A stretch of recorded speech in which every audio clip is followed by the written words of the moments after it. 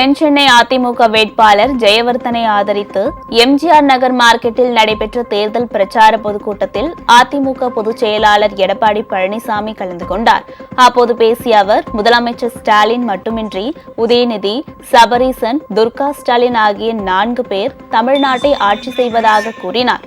திமுக அரசு இதுவரை 8.5 லட்சம் கோடி ரூபாய் கடன் பெற்றுள்ளதாக தெரிவித்த எடப்பாடி பழனிசாமி, அடுத்து வரும் அதிமுக அரசு அடைக்கும் என்ற நம்பிக்கையில் திமுகவினர் கடன் வாங்கி குவிப்பதாக குற்றம் சாட்டினார்.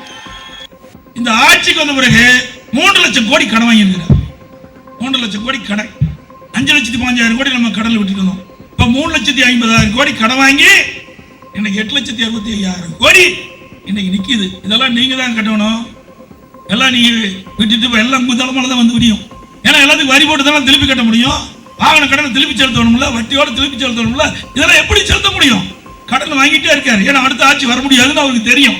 அதனால எவ்வளவு கடன் வாங்க முடியும் அவ்வளவு கடன் வாங்குறாரு. ஏன்னா அடுத்த ஆட்சி அதிமுக ஆட்சி கஷ்டப்பட வேணும்ல.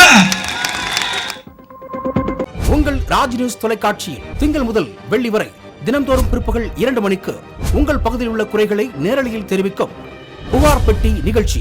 பங்கு பெறுங்கள், பயனடையுங்கள், காணத் தவறாதீர்கள்.